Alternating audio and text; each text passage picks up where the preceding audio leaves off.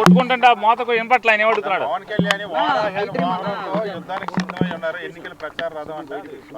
పవన్ కళ్యాణ్ గారు వారాహి అని రథం వచ్చిందంటారు.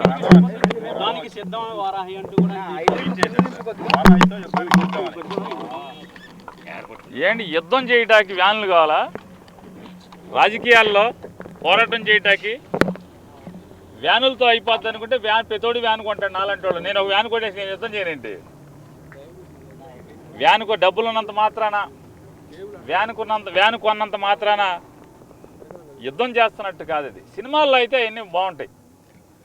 నేనేదో పొద్దున మీలాంటి విలేకరే ఇందాక లేకపోతే నా పక్కన మీటింగ్లో ఒక ఆయన ఎవరో ఇంకా మీటింగ్ జగన్ గారు రాలేదని మీటింగ్ ముందు చూపిస్తున్నాడు. ఆయన ఏంటంటే ఒక వీడియో వస్తుంది, 2-3 సర్దార్జీలు ఆకుపచ్చ డ్రెస్సులు వేసుకుని నడుస్తుంటే నేను సినిమా టీజర్ ఏమండి మామూలు దాన్ని ఏమంటారు గ్లింప్సెస్ అంటున్నారు కదా ఇప్పుడు కొత్తగా.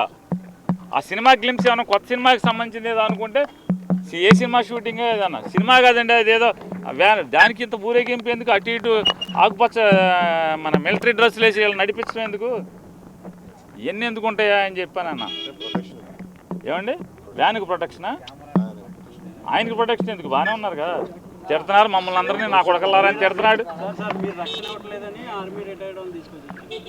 మేము రక్షణ ఇవ్వకుండానే వచ్చి వెళ్ళిపోతున్నాడు. వచ్చి మమ్మల్ని బూతులు తిట్టి వెళ్ళిపోతున్నాడా? కారు మీద ఎక్కి ఊరేగి వెళ్తున్నాడు ఆయన. మీ అందరూ చూస్తున్నారుగా, కారు మీద ఎక్కి ఊరేగి వెళ్తున్నాడు. మమ్మల్ని నా కొడకల్లారా, కాపు నా కొడకల్లారా, వైఎస్ఆర్ కాంగ్రెస్ పార్టీలో ఉన్నాడు, కాపు నా కొడకల్లారా తిట్టి శుభ్రంగా మజాగా వెళ్ళిపోతున్నాడుగా.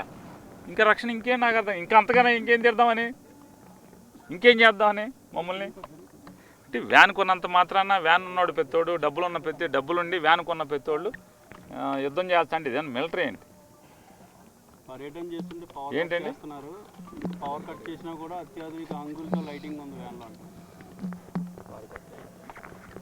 అంటే లైటింగ్ రంగు, లైటింగ్ వ్యాను, ఇవన్నీ లైట్లు వ్యాన్ కొనుక్కు నాకు లైట్లు ఏమైనా కరువు ఏంటండి? లైట్లకి డబ్బులు లేవంటారు ఏంటి?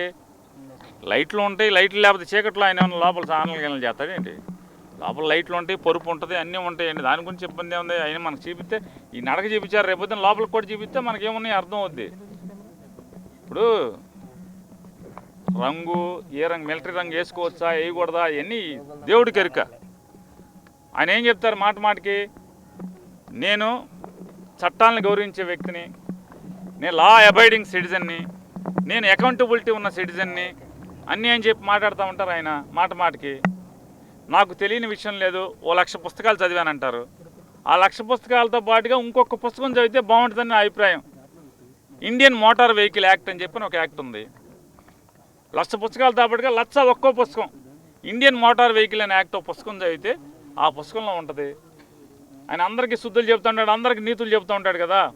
ఆ పుస్తకంలో చట్టం ప్రకారం ఏం చెబుతుందంటే మిలిటరీ గ్రీన్, ఆలివ్ గ్రీన్ అనే రంగు ఏ ప్రైవేట్ వ్యక్తులు వాళ్ళ సొంత వాహనాలకి వేసుకోకూడదు, నిషిద్ధం అని చెప్తుంది.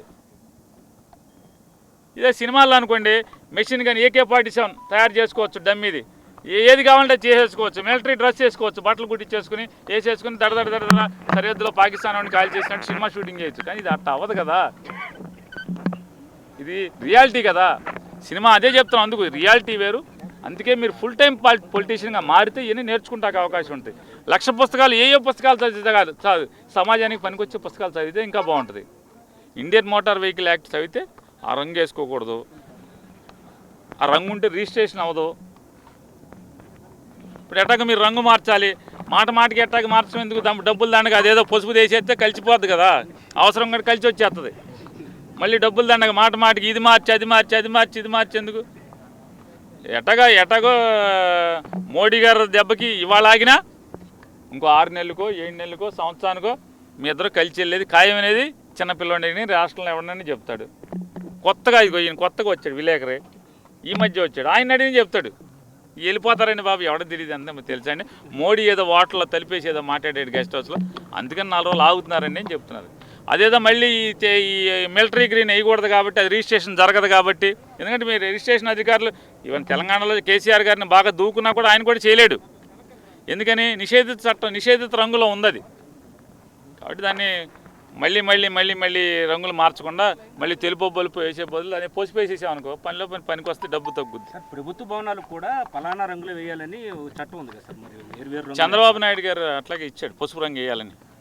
మంచిర్యాల ట్యాంకుల కాడి నుంచి శ్మశాన గోడలో అసలు అది ఇది లేదు. బెంచ్ రోడ్డు మీద వేసే బెంచులు, ఆఖరికి పుష్కరాల్లో వేసే మెట్లకి స్నానాలు చేసే టైల్స్ కూడా పసుపు. ఇవన్నీ పసుపు, సమ్మగా ఉంటుంది మీకు కదా. బాత్రూమ్, పుష్కరాల్లో బాత్రూంలో కూడా పసుపు రంగు టైల్సే. ఏంటండి పోయి చెప్తే మాకు కూడా నేను నేర్చుకుంటా, నాలెడ్జ్ గెయిన్ చేస్తాను. ఏం గురుగారు ఒకసారి అయినా అలా గోల్డెన్ వర్డ్స్ సరే.